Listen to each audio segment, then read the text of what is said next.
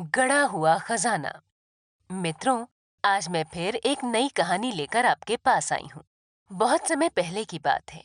एक गांव में नंदू नाम का एक किसान अपनी पत्नी और 4 लड़कों के साथ रहता था।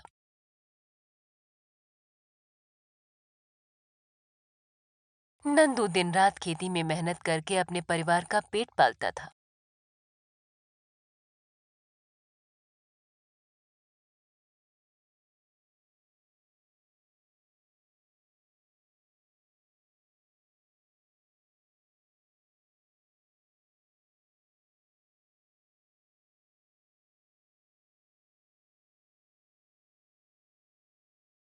लेकिन उसके चारों लड़के आलसी थे।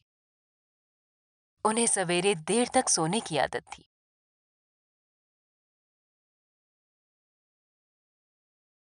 जागने के बाद अपने पिता की मदद करने के बजाय चारों तरफ गांव में वैसे ही इधर-उधर घूमते रहते थे।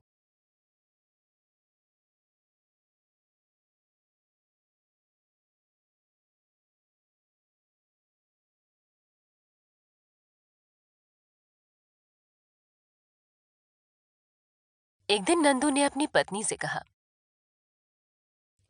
भगवान, अभी तो मेरे शरीर में ताकत है, तो मैं खेतों में काम कर रहा हूँ। लेकिन मेरे बाद इन लड़कों का क्या होगा? इन्होंने तो कभी मेहनत भी नहीं की। ये तो कभी खेत में भी नहीं जाते। नंदू की पत्नी ने कहा, अभी इनमें बचपना है। समय के साथ साथ धीरे धीरे ये भी काम करने लगेंगे।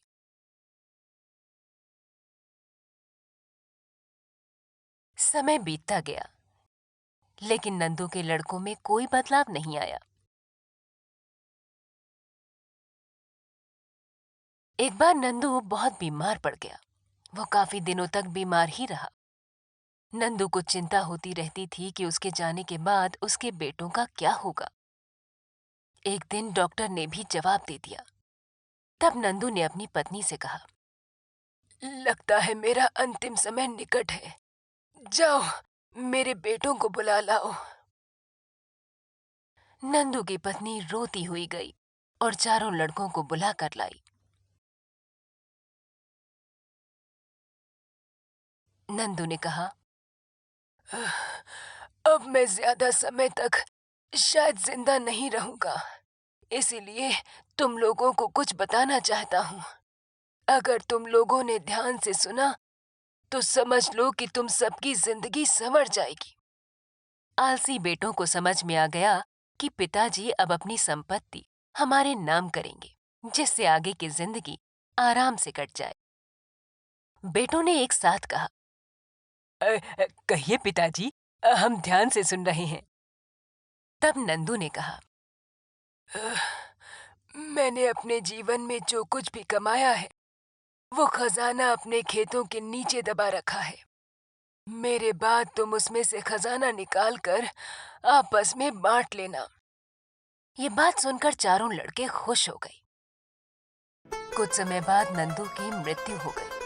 नंदू की मृत्यु के कुछ दिनों के बाद उसके लड़के खेत में दबा खजाना निकालने के लिए गए।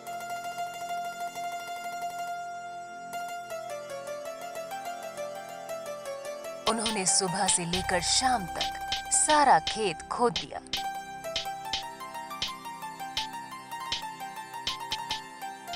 लेकिन उनको कोई भी खजाना नजर नहीं आया। लड़के घर आकर अपनी माँ से बोले, माँ, पिताजी ने हमसे झूठ बोला था। उस खेत में हमें कोई खजाना नहीं मिला। उसकी माँ ने बताया, बेटा, तुम्हारे पिताजी ने जीवन में यही घर और खेत ही कमाया है। तुम लोगों ने तो कभी उधर झांकने तक का कष्ट नहीं किया। लेकिन अब तुमने खेत खोद ही दिया है, तो उसमें बीज भी बो दो। बेमन से ही सही, लड़कों ने बीज बो दिए और माँ के कहे अनुसार उसमें पानी देते गए। कुछ समय बाद फसल पककर तैयार हो गई।